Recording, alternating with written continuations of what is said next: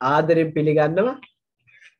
ඉතින් අද දවසේ දේශකයා ගැන ඔබට කතා කරොත් ඒ දේශකයා ඉතාමත් පරම්පරා ගණනක ඉතිහාසයක් තියෙන දේශකයෙක් කොහොම. ඉතිහාසය කිව්වොත් ලංකාවට මෙතෝදිස්ත කිතුණු කණ්ඩායම් කිහිපයක් ආවා. ඒ කියන්නේ මෙතෝදිස්ත මිෂනාරිවරුන් බොහෝ ප්‍රමාණයක් ආවා. ඉතින් ඒකේ දෙවෙනි මිෂනාරි කණ්ඩායමට අයිති වෙලා හිටිය අද ඔබට මේ උපමාව ගෙනෙන අපේ සහෝදරයාගේ සීයා කෙනෙක්. ඒ කියන්නේ මුත්තා. ඉතින් ඔහුගේ නම DJ ගොගලි. ඉතින් හරි ලස්සන නමක්. ඉතින් DJ අරායන් පැස්බරා වගේ නෙවෙයි DJ ගොගලි දේවගැතිතුමා. ඔහු ගැනත් ඉස්සෙල්ලාම අපි පොඩ්ඩක් කතා කරලා හිටියොත් හොඳයි. ඔබ අද කියවන සිංහල භාෂාවෙන් නම් ඔබ කියවන්නේ සුද්ධ වූ බයිබලය. ඉතින් ඔහු විශාල දායකත්වයක් ලබා දුන්න මේ සිංහල භාෂාවට ලතින් සහ ඉංග්‍රීසි නිව් කිං ජේම්ස් වර්ෂන් කිං ජේම්ස් වර්ෂන් එක සිංහලට පරිවර්තනය කරන්න. ඉතින් ඔහු බොහෝ කැපවීම් කරා කියලා පොතපතින් අපි ඉගෙනගෙන තියෙනවා. දේවධර්ම ශාස්ත්‍රාලය අධ්‍යාපනය ලබන කොටත් ඊට අමතරව අපි නිරන්තරයෙන් ග්‍රන්ථ පරීක්ෂණය කරන විටත් ඔහු බුදුදහම හොඳට ඉගෙනගෙන මම කියන්නේ අධ්‍යක්ෂකයා නෙමෙයි ඔහුගේ මුත්තා හොඳට ඉගෙනගෙන ඒ වගේම ඔහු වාද කරමින් එහෙම නැත්නම් තර්ක කරමින් බයිබලය සිංහලට පරිවර්තනය කරන ලොකු දායකත්වයක් සැපුවා. ඒ වගේම මම කියවලා තියෙනවා ඔහු ජීවතුන් අතර ඉන්නකම් කිසිම වාදයක් කිතුණු සහ බෞද්ධ ආගම් අතර කිසිම වාදයක් කට එන්න ඔවුන් බය වුණාලු. හේතුව ඔහුට තිබුණ මේ බෞද්ධ දර්ශනය පිළිබඳ දැනුම සහ කිතුණු ජීවිත ශෛලිය නැත්නම් සුද්ධ බයිබලය ගැන තිබ්බ දැනුම නිසා. ඉතින් ඔහු ස්වර්ගස්ථ වුණාට පස්සේ තමයි පානුදුරා වාදය ඩේවිඩ් ද සිල්වා දේවගැතිතුමාගේ ප්‍රධානත්වයෙන් සහ ඒ පානුදුරා වාදය ආරම්භ වුණේ කියලා මම දැනගෙන තියෙනවා. ඉතින් අද ඔබට අද අපේ කතිකාචාර්යවරයා විදියට අපේ සහෝදරයා ඉන්නේ. ඔහු මෙතොදිස්ත සභාවේ විශේෂයෙන්ම තරුණ නායකයෙක් විදියට ගිහි දේශකයෙක් විදියට පමණක් නොවේ එසේම ඔහු නිව් හවස් ෆවුන්ඩේෂන් එකේ ගණකාධිකරු විදියටද සේවය කරන අතරතුර ඔහු මේ වන විට පශ්චාත් උපාධිය හදාරනවා ඔහුගේ වෘත්තීය ජීවිතය තුළින්. ඉතින් අද දවසේ ඔහු අප සමග සිටින ඔහු වෙනස කණ්ඩායමේ හොඳ සමාජිකයෙක් ක්‍රියාකාරී සමාජිකයෙක්. ඔහුගේ පියත් මේ වෙන විට මෙතොදිස්ත සභා සේවයේ ගෞරවනීය දේවගැතිවරයෙක් විදියට රොහාන් ගොගලි දේවගැතිතුමා සේවය කරනවා. අද ඔහුගේ ජ්‍යෙෂ්ඨ පුත් ඉතින් දුලික් ගොගලි සහෝදරයා අපි සමග සිටිනවා. මම ඉතාමත් දීර්ඝ හැඳින්වීමක් කරා. මම කැමති ඔබතුමාට මේ අවස්ථාව බාර දීලා දෙවියන් වහන්සේගේ කරුණාව යටතේ ශුද්ධ වහන්සේගේ අනුග්‍රහයෙන් ඔබ සූදානම් කරගත්ත දේව වචනයේ කොටස අප හමුවේ ගෙනීමට බාර දීමට මම ස්තුතියි. හොඳයි ශානකය බොහොම ස්තුතියි. මගේ මේ වෙලාවේ මම ඉන්න ප්‍රදේශයේ ටිකක් වර්ෂාව අධිකව තියෙන නිසා සිග්නල් වල පොඩි ප්‍රශ්නයක් තියෙනවා. ඒ නිසා මම දැන්ට එකකින් ඔබට මාව වීඩියෝ එකෙන් බැලුවොත් පේනවා. හැබැයි තව ටිකකින් ඔබට මාව දකින්න ලැබෙන එකක් නැහැ. මොකද දිගටම වීඩියෝ එක දාගෙන හිටියොත් ඔබට මාව ඇහෙන එකක් නැතුව යයි. රයිට් අපි මේ ටිකේම උපමා කතාවන් තමයි බලාගෙන ආවේ. අපේ අනේ සහෝදරවරුන් ඔබත් එක්ක උපමා කතාවන් ගණනාවක් බලාගෙන ආවා. දැන් දේව වචනේ ගොඩක් වෙලාවට මම මේ අහලා තියෙනවා බයිබල් පාසල් වල එහෙම උගන්වනකොට අද අපි ලස්සන කතන්දරයක් ඉගෙන ගන්න යනවා මේ වගේ කියලා ළමයින්ට උගන්වනවා. ඉතින් මොකද්ද කතන්දරේ? දාවිද්ගේ කතාව නැත්තම් මැවීමේ කතාව නැත්තම් මෝසෙස්ගේ කතාව කියලා කතන්දර වශයෙන් දේව වචනේ උගන්වන අවස්ථාවක් මම ඕන තරම් දැකලා තියෙනවා. හැබැයි මම හැම වෙලේම ඒ අයට කියන දෙයක් තමයි කවදාවත් ළමයෙක්ට දාවිද්ගේ කතාව මෝසෙස්ගේ කතාව අරයාගේ කතාව මෙයාගේ කතාව කියලා කතාව උගන්වන්න එපා. මොකද කතාවක් හැටියට ඒක ඉගෙනුවොත් එයා වැඩිහිටි වයසට එනකොටත් බයිබලය කියන්නේ එයාට කතාවක් විතරයි. දේව වචනේ සත්‍ය සිදුවීම් තමයි වාර්තා කරලා තියෙන්නේ, කතන්දර නෙමෙයි. හැබැයි අපි මේ කාලේ ඉගෙන ගත්තේ, ඔබ අද දවසේ අන්තිම කොටසට ඇවිල්ලා තියෙනවා, මේ කාලේදී අපි ඉගෙන ගත්තේ ඇත්තටම කතන්දර. යේසුස් වහන්සේ දේව රාජ්‍යයේ තිබුණා වූ ගැඹුරු රහස් එළිදරව් කරන පිණිස උන්වහන්සේ විසින් කිව්වා වූ කතන්දර. ඒ කියන්නේ සාමාන්‍ය මනුෂ්‍යයට තේරුම් ගන්න පුළුවන් විදියට ප්‍රකාශ කරව කතන්දර තමයි අපි මේ කොටස මේ කාලය තුල අධ්‍යයනය කරේ. ඉතින් දැන් අද දවසේ ඔබ අවසාන උපමාව බලන්න යන උපමාවන් නම් ගණනාවක් තියෙනවා. නමුත් ඔබට පහක් තමයි මේ කාලේදී අදා. දැන් මම විශේෂයෙන් ඔබට දෙයක් කියන්න ඕනේ. සමහර වෙලාවට මම මේ බයිබල් අධ්‍යයනය කරනකොට නෝට්ස් ගොඩක් දෙන්නේ නැහැ මම ටයිප් කරලා. ඒකට හේතුවක් තියෙනවා. ඒකට හේතුව තමයි සමහර වෙලාවට අපේ ගොඩක් අය ඒකෙන් අයිතු ප්‍රයෝජන ගන්නවා. ඒ තමයි කියන දේ වෙලේ අහගෙන ඉන්නේ නැහැ. පස්සේ අහන්න ගියා. මම කතා කරන වෙලාවේ සමහරවිට මගේ නෝට්ස් වල නැති දේවල් මම ඔබත් එක්ක කතා කරලා ඔබට අවශ්‍ය දේවල් ඔබ ඒක ලියා ගන්න. මොකද ඔබ මේ සමග ඔබත් ක්‍රියාවේ ඉන්න ඕනේ. මොකද මට ඔබ කවුරුවත් පේන්නේ නැහැ. හැබැයි ඔබ මේ කතා කරන දේ ඔබ ඉගෙන ගන්න. ඔබ ඇත්තටම දේව වචනයට ආදරේ නිසා මේකට එකතු වෙලා ඉන්නේ. ඒ නිසා ඔබ උනන්දුවෙන් ඔබට අවශ්‍ය දේවල් ලියා ගන්න. ඒ වගේම ඔබට මේකේ ස්ලයිඩ්ස් ඔබට පසුව ලැබෙනවා. ඔබට ඒක පාවිච්චි කරන්න පුළුවන්. නමුත් ඔබ ඒ දේ මතක තබා ගන්න. හොඳයි. අපි අද දවසේ අධ්‍යයනයට යමු වෙමු. මම ස්ක්‍රීන් එක ෂෙයා කරන්නම්.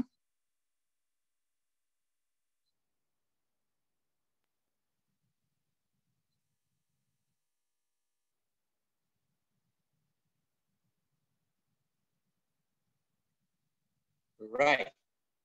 දැන් අපි බලන්න යන්නේ අද දවසේ උපමා කතා වලින් අපි ගොඩක්ම දන්න උපමාවක්.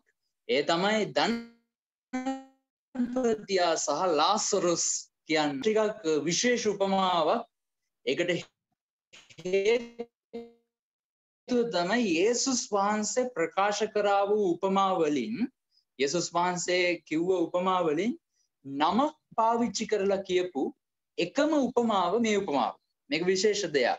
යේසුස් වහන්සේ අනිත් උපමාවන් කතා කරනකොට නමක් පාවිච්චි කරේ නැහැ. හැම උපමාවකම අකීකරු පුත්‍රයා නම් අකීකරු පුත්‍රයයි, ඒ පුතා ඒ තාත්තයි, ඒ වැඩිමහල්ලෝ, ඒ සේවකයෝ, ඒ ඌරු බලා ගන්න දුන්න තැන ඒක බලා ගන්න දුන්න මිනිස්සයා එහෙම කියලා කිව්වට මේ අහවලා මෙයා මේ මොකක් හරි නමක් කිව්වේ නැහැ. හැබැයි යේසුස් වහන්සේ මේ උපමාව ප්‍රකාශ උන්වහන්සේ නමක් පාවිච්චි කරා. ඒකේ දේව වචනේ මම නිතරම විශ්වාස කරන දෙයක් තමයි, දේව වචනේ යම් දෙයක් දාලා තියෙනවා නම් ඒකට හේතුවක් අනිවාර්යෙන්ම තියෙන්න අවශ්‍යයි. නැත්තම් ඒක නිකන් කියවෙන තැනන් වහන්සේ නෙමෙයි. උන්වහන්සේ උගන්වන දේ මොකක්ද කියලා හොඳින් දන්නවා. ඔබට පුංචි වීඩියෝ එකක් පෙන්වන්න. මම හිතනවා ගොඩක් අය කැමතිනේ ආ වීඩියෝ බලන්න. ඒ නිසා අපි මේ වීඩියෝ එක බලලා ඉන්පසු අපි මේ අධ්‍යයනය වෙත යොමු වෙමු.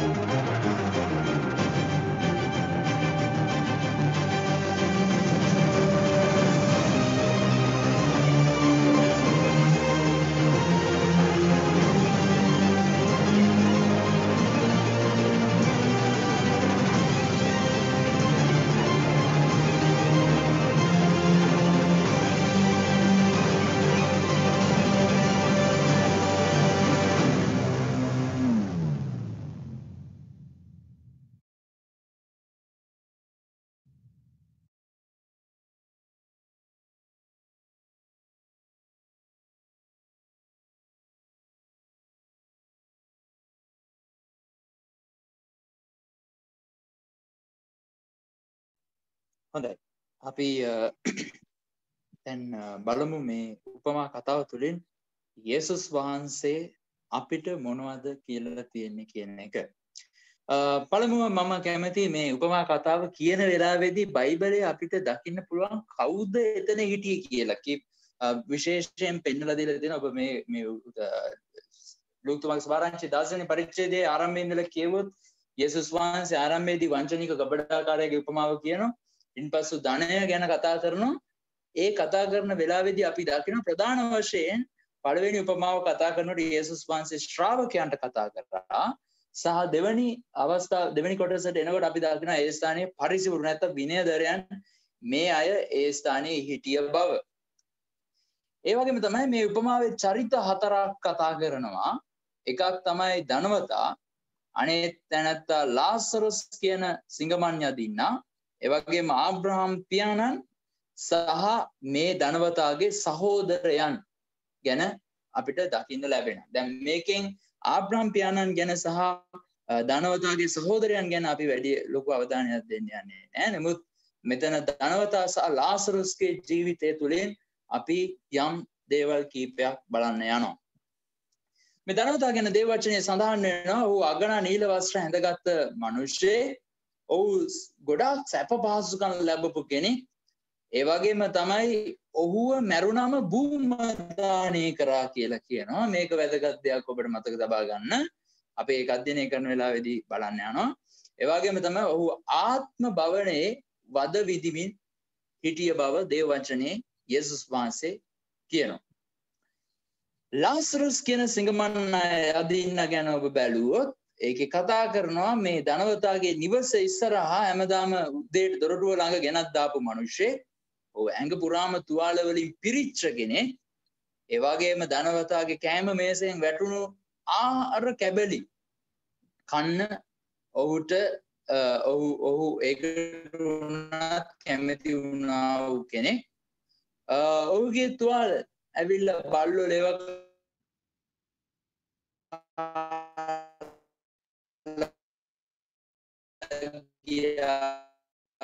කියලා දේව වචනේ කියනවා. ඒ වගේම තමයි ඔහු මිය ගියා කියලා කියනවා. ඒ වගේම තමයි ඔහු ආබ්‍රහම් පියාණන්ගේ තුරුල්ලට ගෙන ගිය බව යේසුස් වහන්සේ ප්‍රකාශ කරා. දැන් මේක තමයි ටික. දැන් අපි මේ ඔස්සේ බලමාව තුලින් කතා කරන්න යන්නේ කියලා. ගොඩක් අය නැන්ද කියලා.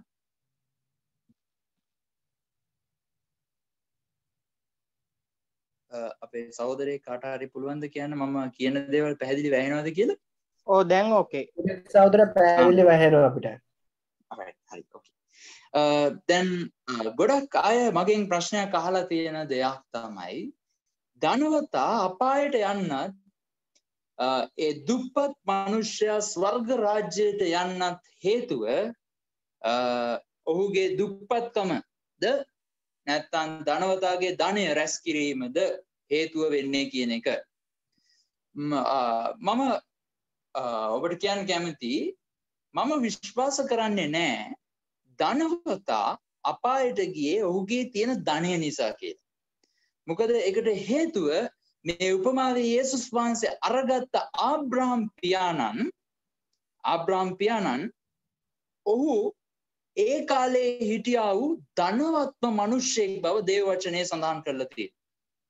ඔහුට කොච්චර ධනය තිබුණාද කියලා කිව්වොත් ඔහුගේ නෑදගේ සහෝදරයාගේ පුතා එක්ක ලොත් එක්ක එකට ජීවත් වෙන්නවත් බැරි තරම් ඔහුට ධනයක් තිබුණා. ඔහු බොහොම ධනස්කන්ධයෙන් පිරුණා වූ මිනිසෙක්. ධනය නිසා මේ මිනිසයා අපායට ගියා නම් ධනය නිසා ආබ්‍රහම් පියාණන්ට ස්වර්ග රාජ්‍යයේ ඉන්න විදියක් නැහැ. ඒ නිසා මම විශ්වාස කරන්නේ ධනය නිසා මොහු අපායට ගියේ කියලා. හැබැයි ධනය නිසා යන්න එක හේතුවක් දේව වචනේ අපි අද බලන්න යනවා. ධනය නිසා අපිට මොකද වෙන්නේ කියන එක අපි බලන්න යනවා. ඒ කාරණේ නිසා තමයි විශේෂයෙන් මොහුව සදාකාල විනාශයට යන්න හේතු වුනේ. ඒ නිසා අපි අද දවසේ බලන්න යනව කොටස තුල ඊටමත් අපේ ජීවිතයට ලබා ගන්න ඊටමත් වැදගත් දෙයක් අපිට දේව වචනේ තුල තියෙනවා. දැන් ඒ නිසා ඔබ වැරදිව ගන්න එපා. ධනය ලැබෙන එක, වස්තුව ලැබෙන එක ඒක දෙවියන් වහන්සේ ආශිර්වාදයක් හැටියට දෙන දෙයක්. උන්වහන්සේ ආශිර්වාදයක් හැටියට දෙන්න දෙයක්. නමුත් ප්‍රශ්නේ තියෙන්නේ අපි ඒක පාවිච්චි කරන විදිහේදී අපිට එන්නා වූ පරීක්ෂාවන් වලදී අපි ජය ගන්නවද නැද්ද කියන එකයි. අපි මේ උපමා කතාව දිහා බැලුවොත් ලූක්තුමාගේ සුභාරංචි 19 වෙනි පරිච්ඡේදයේ 19 වෙනි 16 වෙනි පරිච්ඡේදයේ 19 වෙනි පදයේ ඉඳලා ඒකේ සඳහන් වෙනවා මේ ධනවත් මිනිසයා ගැන මම ඉස්සෙල්ලා ඔබට කිව්වා වගේ ඔහු අගනා නීල වස්ත්‍ර සහ සිනිඳු රෙදි ඇඳා වූ මිනිසෙක් කියලා දේව වචනේ යේසුස් වහන්සේ කියනවා. සාමාන්‍ය රජ කෙනෙක් නැත්නම් ඊටමත් උතුම් ශ්‍රේෂ්ඨ මිනිසෙක් අඳින වස්ත්‍ර ඇඳගත්තා වූ හැමදාම එක දවසක් දෙකක් සතියක් අවුරුද්දක් දෙකක් නෙමෙයි ඔහු සෑමදාම ඊටමත් ධනවත්ව සැප විහරණයෙන් ඒ කියන්නේ ඔහුට ලබන්න තියෙන සියලු පහසුකම් ලැබමින් ජීවත් වුණා වූ මිනිසෙක්ව බව යේසුස් වහන්සේ ප්‍රකාශ කළා. දැන් ඔහුගේ ගෙදර ඉස්සරහා ලාසරුස් කියලා සිංගමන් අයිදින මිනිහෙක් ඔහු සිංගමන් අයිදිනවා විතරක් නෙමෙයි ඔහු ගැන දේව වචනේ සඳහන් කරනවා ඔහු ඇවිල්ලා ඉතාමත් අපවිත්‍ර නැත්නම් තුවාල වලින් පිරිච්ච එවැනි මිනිහෙක්ව ගෙනල්ලා ඔහුගේ නිවස ඉදිරියෙන් තියලා තියෙනවා. මම මේ කතාව ගැන යේසුස් වහන්සේ කිව්ව මේ කතාව ගැන කල්පනා කරන වෙලාවේදී මට මතක් වුණ දෙයක් තමයි ඔබ මොහොතක් හිතලා බලන්න ඔබේ ගේ ඉස්සරහ දොර ගාව කවදා හරි දවසක කවුරු හරි කෙනෙක් තුවාල වලින් පිරිච්ච ගඳ ගාන බල්ලෝ ඇවිල්ලා ලෙව කන මේ වගේ මිනිස්සෙක් ඔබේ ගේ ඉස්සරහ ගෙනල්ලා තිබ්බොත් හැමදාම උදේට ඔබ කොයි වගේ ප්‍රතිචාරයක් දක්වයිද? දැන් මොහු ඇවිල්ලා ලොකු හොඳ පොසත් මිනිස්සෙක් ඔහුට හැකියාවන් තියෙනවා ඔහු සතුව බොහෝ මිනිස්සු ඉන්නවා වැඩට ඔහු ගැන මෙතන පෙන්වලා දීලා තියෙනවා ඔහු බොහොම ධනස්කන්ධයක් තියෙන මිනිහෙක්. ඒ නිසා ඔහුට අනිවාර්යෙන් හැම පහසුකමක්ම තියෙන රටේ යම් නායකත්වයක් දරන්න පුළුවන් එවැනි මිනිහෙක් වෙන්න ඕනේ අනිවාර්යෙන්. දැන් මේ මිනිහයාගේ ගේ ඉස්සරහා ගෙනල්ලා මේ වගේ මිනිහෙක් ගෙනල්ලා දානවා. ඔබ මොහොතක් කල්පනා කරලා බලන්න ඔබට පුළුවන් ද ගිහිල්ලා අරලියගහ මන්දිරය ඉස්සරහා ඔබේ තුවාල ඕනේ නැහැ.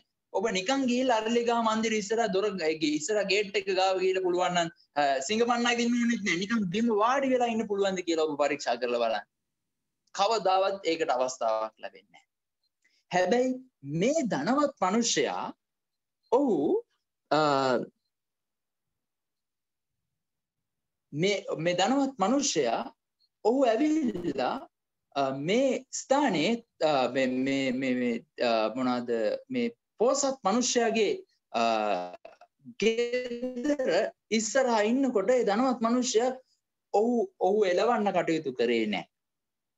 හැබැයි ඒ වගේම තමයි දේව වචනේ අපිට පෙන්වලා දෙනවා ඒ ලාසරුස්ගේ කුසගින්න නිවා ගන්න ඔහුගේ මේසෙන් වැටෙන කැබලි නැත්තම් ඉඳුල් නැත්තම් කාලා ඉතුරු වෙන කොටස ඒ ගෙනල්ලා මේ මිනිසයාට දෙන්න ඔහු කැමති වුණා.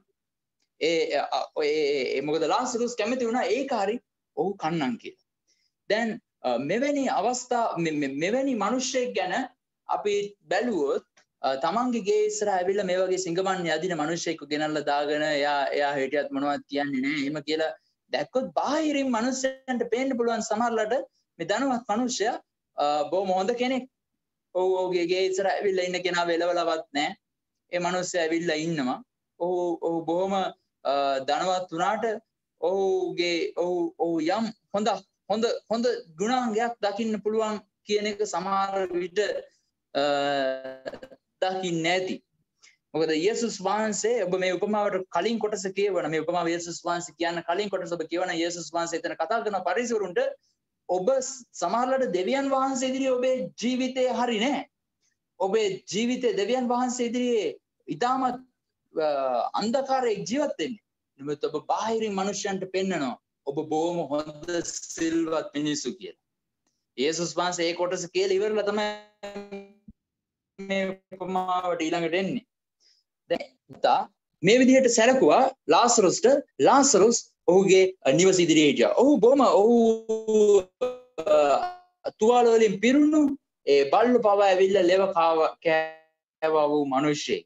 නමුත් එක්තරා දවසක ඒ ධනවතාට සහ ලාසරුස්ට ජීවිතේ හැමෝටම අත්දකින්න තියෙන අවස්ථාවට වුන් මුණ දෙනවා. ඒක හැමෝටම පොදු දෙයක්. ඔව් පොසොතෙක් වෙන්න පුළුවන්, ඔව් දුප්පතෙක් වෙන්න පුළුවන්, ඔව් ස්ත්‍රියක් වෙන්න තැනැත්තෙක් ස්ත්‍රියක් වෙන්න පුළුවන්, පුරුෂයෙක් වෙන්න පුළුවන්, දරුවෙක් වෙන්න පුළුවන්, තරුණයෙක් වෙන්න පුළුවන්, වැඩිහිටියෙක් වෙන්න පුළුවන්. ඒ හැමෝටම පොදු ජීවිතේ ඉරණමක් තියෙනවා. ඒ තමයි ඔවුන් මේ පොළොවෙන් යන අවස්ථාව. නැත්තම් මිය යන අවස්ථාව. දැන් ජීවිතේ මොවුන් දෙදෙනාම මේ දෙයට මුහුණ දෙනු ලැබුවා. ඒ මුහුණ දීමේදී මම ඔබට කිව්වා මතක තියාගන්න කියලා ධනපතියා ගැන සඳහන් වෙනවා. ඔහු මිය ගියාම ඔහුව ගෙනියලා භූම දානය කරා. ඔහු බොහොම ධනවත් මිනිහෙක්. ඔහුගේ ගෙදර අය ඔහුව හොඳ අවමගුල් උත්සවයක් අරගෙන ගිහිල්ලා ඔහු භූම දානය කරන්නේ නැති.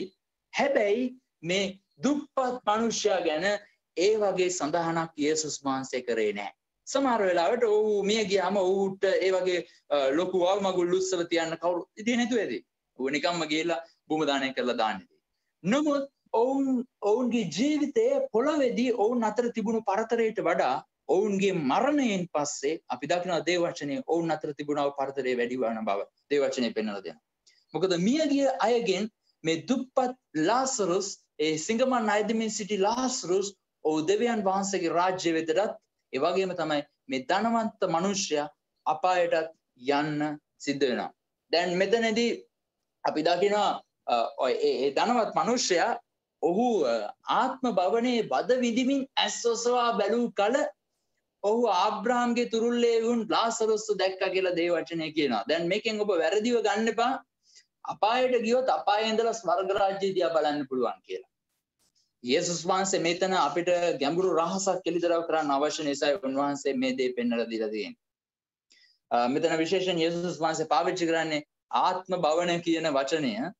ඒ නිසා ඔබ හේදිසය ඒ වචනත් එක්ක මේවා පටලවා ගන්න බෑ. මම මෙතනදී ඔබට හැම ඒ දේවල් විස්තර කරන්න යන්නේ නැහැ. නමුත් යේසුස් වහන්සේ මෙතනදී අපිට ගැඹුරු දෙයක් පෙන්වන්න උත්සාහ කරනවා.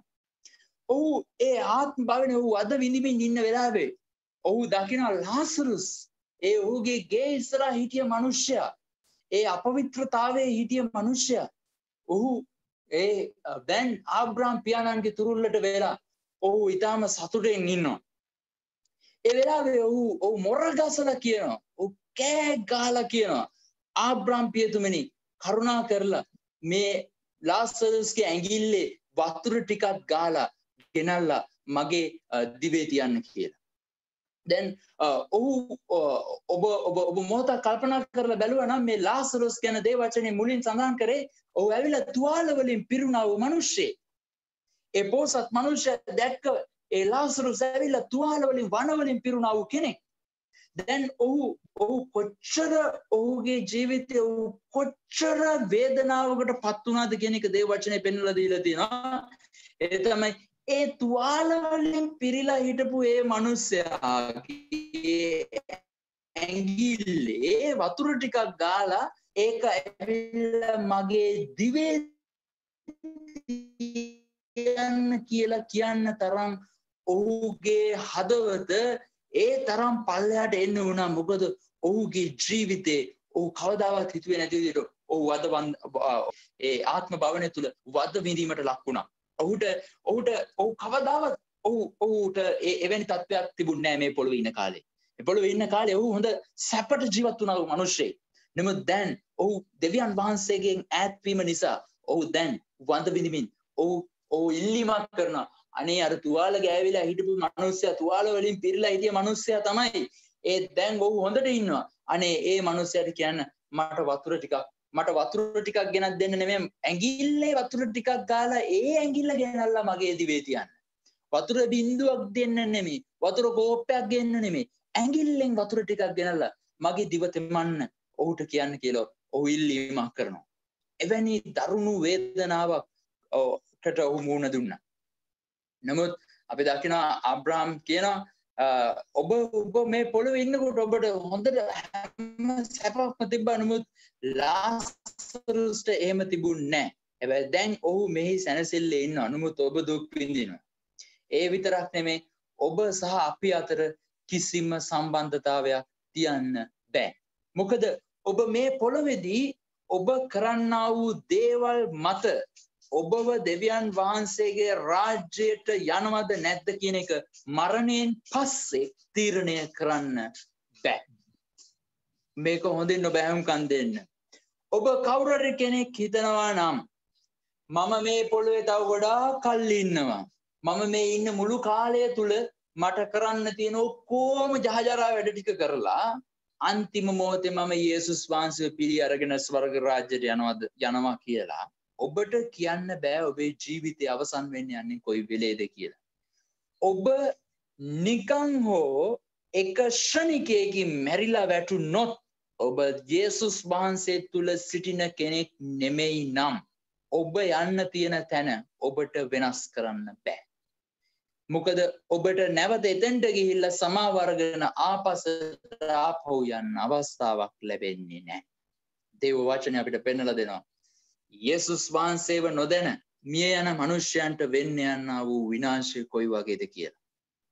එනිසා තමයි ඔබ මේ දේ අසනවා වගේම ඔබ යේසුස් වහන්සේ තුල ගැලවීම ලැබලා තියෙන අය නම් මම ඔබට කියනවා ඔබේ යාළුවන් ගැන ඔබ මොහොතක් හිතන්න.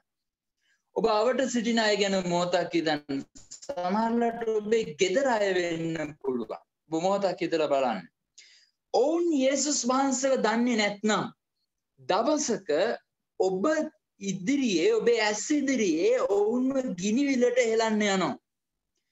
ඔබ එක්ක එකට ආදරෙන් ඉන්න කෙනා යේසුස් වහන්සේව දන්නේ නැත්නම් ඔබ විතරක් යේසුස් වහන්සේව දැනගත්තොත් ඔබ ස්වර්ග රාජ්‍යයට යයි.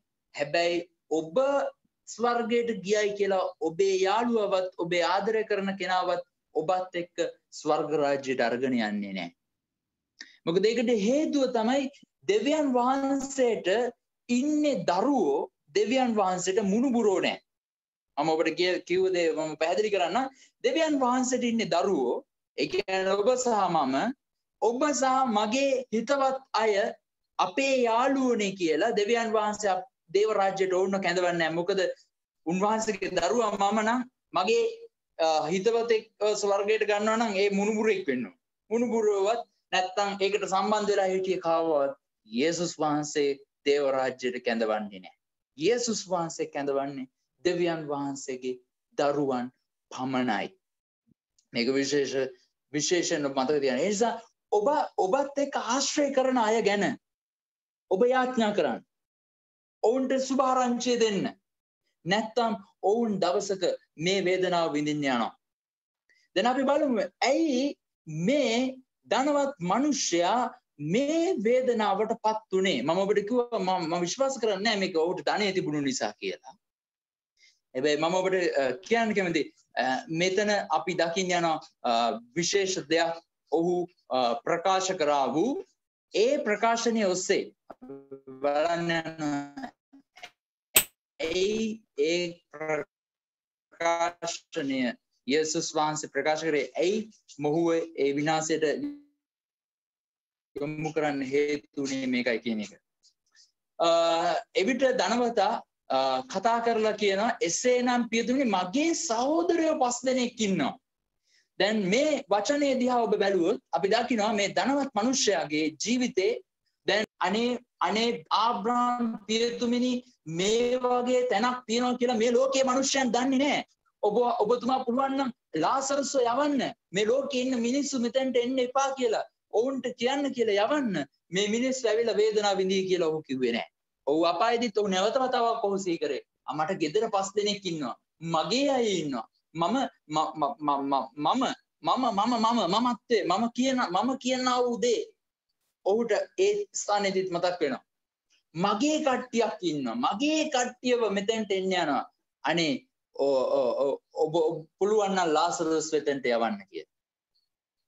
ඔහු මේ පොළවේ ඉන්න කාලෙදිත් ඔහු සැප ජීවිතයක් ගත කරා. ඔහු ලාසරස් ඔහුගේ ගේ ඉස්සරහා ඉන්න දුන්න තමයි. හැබැයි ඔහුට අවශ්‍ය වුණේ නැහැ ලාසරස් හොඳ තැනකට ගේන්න ඕන කියලා. ඔහුව ගිහිලා බෙහෙත් දාලා ඔහුව සුවපත් කරන්න ඕන කියලා. ඔහු ගැන කල්පනා කරා. ඔහුගේ කැම බීම ගැන කල්පනා කරා. ඔහුගේ ජීවිතේ සැප ගැන කල්පනා කරා.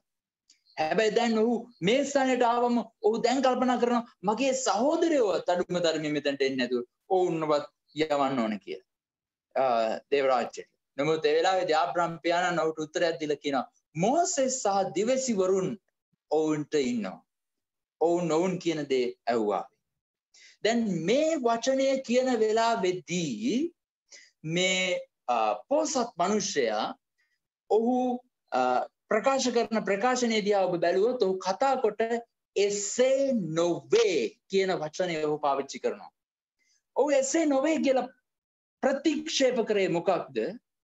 මෝසෙස් සහ දිවසිවරයෝ කියන කොටස. මොකද අබ්‍රහම් පියාණන් කියනවා ඔවුන්ට මෝසෙස් සහ දිවසිවරුන් ඉන්නවා කියලා කිව්වම තමයි ඔහු කියන්නේ නෑ එහෙම නෙමෙයි. මලවුන්ගෙන් කෙනෙක් ඇව්වනම් හොඳයි කියලා. දැන් ඔහු මොකක්ද මේ ප්‍රතික්ෂේප කරා වූ දේ? මෝසෙස් සහ දිවසිවරුන් කියලා ඔහු ප්‍රතික්ෂේප කරා වූ දේ මොකක්ද? ඔබ ක්‍රියාපොතේ 26 වෙනි පරිච්ඡේදයේ 22 23 කියවුවොත් ඒකේ කියනවා එසේ වුවද දේව වරප්‍රසාදයෙන් අද දක්වා ලොකු කුඩා කාටත් සාක්ෂි දෙමින් මම මෙහි සිටිමි. මා කියන්නේ අනාගතයේදී සිදුවනු ඇතැයි දිවසිවරුන් හා මෝසෙස් කී දේමය.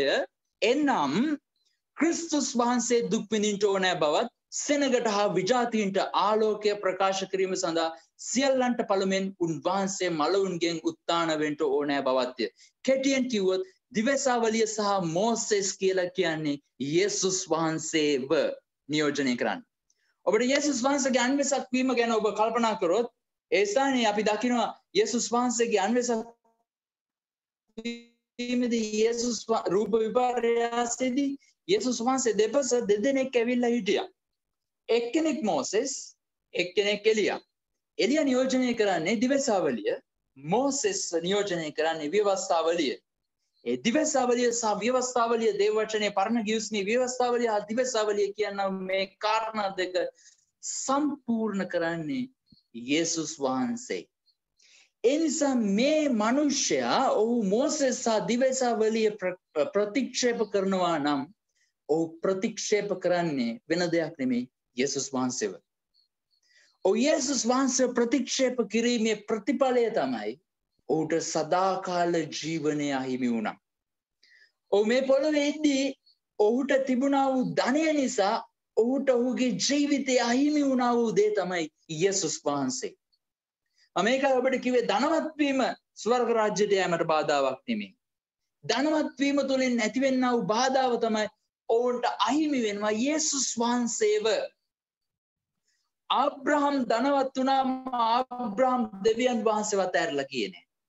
ආබ්‍රහම්ගේ ධනවත්කම දෙවියන් වහන්සේව යට කරේ නැහැ.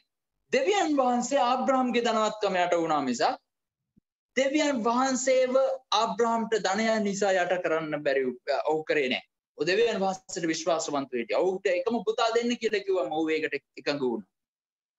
හැබැයි මේ මිනිසයා ඔහුගේ වචන වලින් අපි දකිනවා ඔහුගේ සහෝදරයන් පවා මෝසෙස් සහ දිවසිවරු නැත්නම් ඒ දෙවියන් වහන්සේගේ වචනය ප්‍රතික්ෂේප කරනු ලැබුවා. නැත්නම් යේසුස් වහන්සේව ප්‍රතික්ෂේප කරනු ලැබුවා.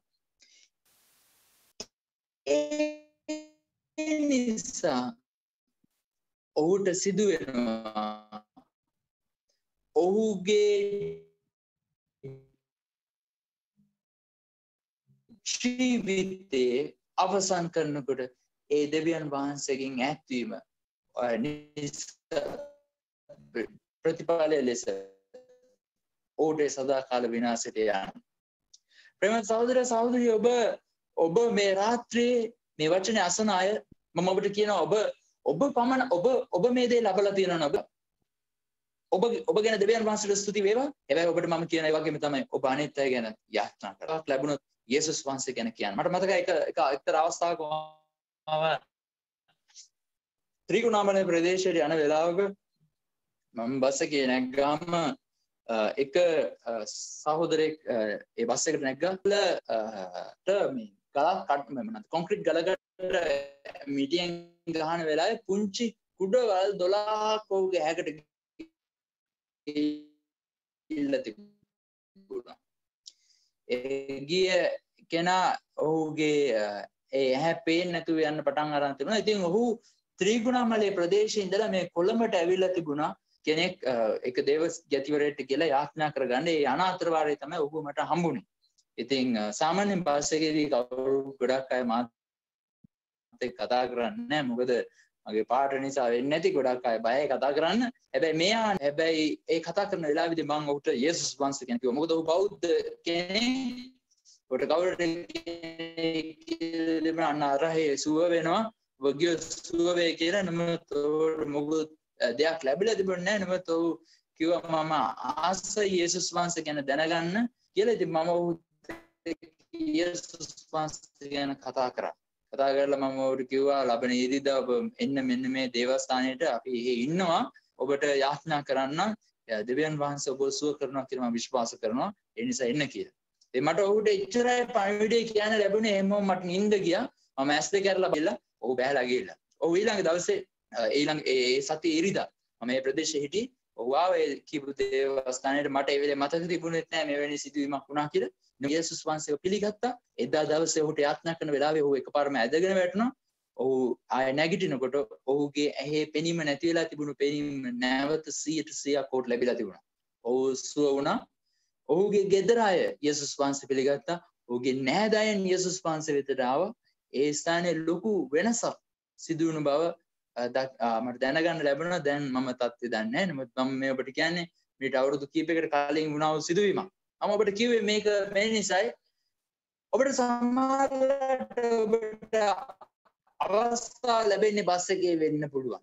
ඔබට සමහරවිට ඔබට අවස්ථාව ලැබෙන්නේ කෝච්චියේ වෙන්න පුළුවන්. සමහරවිට ඔබ වැඩ කරන තැන කෙනෙක් වෙන්න පුළුවන්. සමහරවිට ඔබත් එක්ක ඉගෙන ගන්න කෙනෙක් වෙන්න පුළුවන්. මට මේ වගේ අත්දැකීම් ගණනාවක් තියෙනවා. මගේ පන්තියකට ඉගෙන ගත්ත යාළුවෙක් යේසුස් වහන්සේ ගැන මාත් එක්ක අර කියනවා නම් මේ මරා ගන්නවා යේසුස් වහන්සේ ගැන කතා කරන්න ගියාම. එයා මම කවදාවත් තර්ක කරන්න යන්නේ. එයා ගොඩාක් තර්ක ඉදිරිපත් කරනවා. ඕව වෙන්න බෑ, මෙව්ව වෙන්න බෑ, අරව වෙන්න බෑ. ඔයා මොනවද කියන්නේ කියලා. මම එක දවසක් ඔව් කියලා අවසන් වුණා. මම ඔහුගේ පිටට තට්ටුවක් දාලා මම කිව්වා යාළුවා මම ඔයාලට එක දෙයක් කියන්නම්. ඔයාට ජීවිතේ කවදා හරි දවසක මේ ජීවිතේ වැඩක් නෑ මට එපා වෙනවා කලකිරෙනවා කියලා හිතෙන දවසක ඔයාට කරන්නම දෙයක් නැත්තම් ඔයා මගේ නම්බර් එක දාලා තියාගන්න. මට කෝල් එකක් දෙන්න. එදාට මම ඔයාට උත්තර දෙන්නම්. ඔයා අහපු ප්‍රශ්න වලට. මට ඒ යාළුවා වෙච්චර තමයි හම්බුනේ. මොකද මම එදෙන් පන්ති අවසන් වෙන දවසේ තමයි මම ඌට කිව්වේ ඒක. අවුරුදු 2කට පස්සේ මගේ මිත්‍රයා මට කතා කරා. එදා කතා කළා මගෙන් ඇහුවා මාව මතකද කියලා. මම කොහොමද දන්නා ඇයි කියලා. ඒ වෙලාව මට කිව්වා මගේ ජීවිතේ ලොකු ප්‍රශ්නයක් තියෙනවා. මම ඔබට ප්‍රශ්න කියන්නේ නැහැ. මට ප්‍රශ්නයක් තියෙනවා. මම මේ වෙලාවේ වහ බොන්න ඕනේ කියලා තීරණය කරලා මම වහ බෝතලයක් අතට අරගෙන ආවා. හැබැයි මම මේක බොන්න යනකොට මට එකපාරම මතක් වුණා ඔයා මට කිව්ව ජීවිතේ යම් දවසක ප්‍රශ්නයක් ඇති වුණොත් ඔබට දරා ගන්න බැරි වුණොත් මට කතා කරන්න මම ඔබට ඒකට උත්තර දෙන්නම් කියලා. මං ඒ ධානය වෙලාවේ කියලා. මම ඔබට කිව්වා ඔබ පුළුවන් තරම් ඉක්මනින් එන්න මම හම්බෙන්න කියලා. ඔව් එදාම ආවා. ඔයවිලෝ යේසුස් වහන්සේ පිළිගත්ත ඔහුගේ ප්‍රශ්නේ විසඳුණා. ඔහු දැන් ඉංජිනේර කෙනෙක් ඇවිත් වැඩ කරනවා. ඔහු දැන් ගොඩක් බිසි කෙනෙක්. ඔහුත් එක්ක මට කතා කරන්නවත් අවස්ථාවක් නැහැ. හැබැයි ඔහුගේ ජීවිතය එදා දවසේ වෙනස් වුණා. මම මේ කාරණා දෙක ඔබට කිව්වේ මම ලොකු දේවල් කරනවා කියලා කියන්නේ මට කරන්න පුළුවන් දෙයක් නැහැ. හැබැයි මම ඔබට කියනවා යේසුස් වහන්සේට ඔබව පාවිච්චි කරන්න පුළුවන් ඒ වගේ. ඒස ඔබ නොහිතන වෙලාවක දෙවියන් වහන්සේ ඔබේ වචන නිෂ්ඵල වෙන්න දෙන්නේ නැතුව ඒක ක්‍රියාත්මක කරනවා. එස මේ උපමාව තුළින් අපිට දකින්න තියෙන දේවල් කාරණාවන් කීපයක් තියෙනවා. ඔබ යේසුස් වහන්සේ ලබා ගත්තා වගේම ඔබ අවට සිටින අයට යේසුස්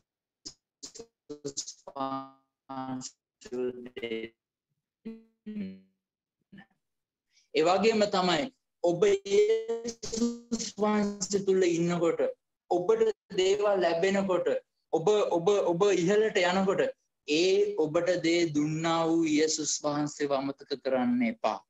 මොකද ඔබ දන්නේ නැතුව ඔබට අමතක වෙලා ඔබ යම් දවසක මේ පොළොවෙන් S2 වහ ගන්නකොට ඔබට හැමදේම අතහැරිලා තියෙන්නේ. මොකද ඔබට නැවත හැරෙන්න බෑ.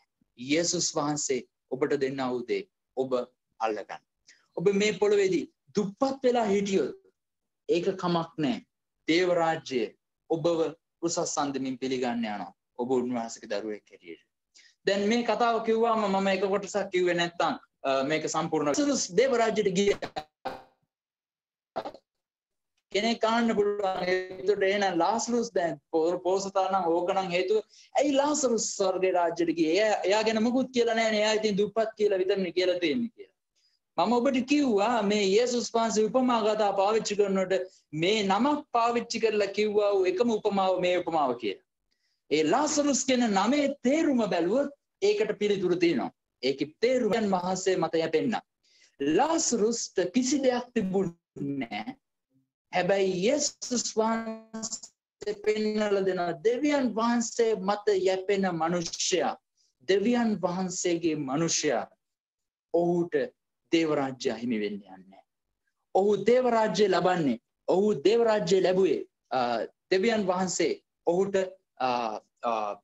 දෙවියන් වහන්සේ මත ඔහු යැපුණා වූ මිනිසෙක් නිසා. ඒ නිසා මේ රාත්‍රියේ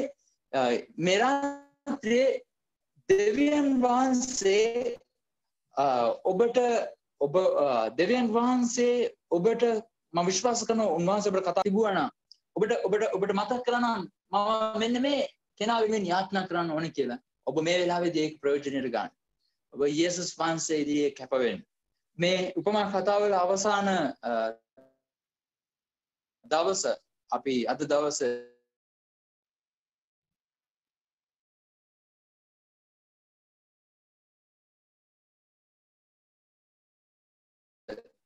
පාවිච්චි කරන අන්තිම දවස් ඔබත් එක්ක මේ උපමා කතාවන් කතා කරන්න.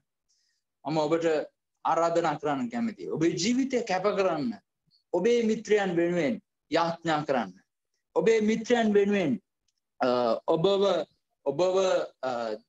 කැප කරන්න. යේසුස් වහන්සේට ඔබේ ජීවිතය බාර දෙන්න. ඔබ පාවිච්චි කරන්න කියලා ඉල්ලන්න. මේක තමයි ඔබට මේ පොළොව තුල ලබන්න තියෙනා වූ ඉතාමත් උතුම්ම දේ. මම ඔබට ආරාධනා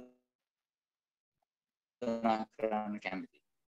හොඳයි අපි යාඥා කරමු. අපි යාඥා කරලා මේ කොටස අවසන් කරන්න යනවා.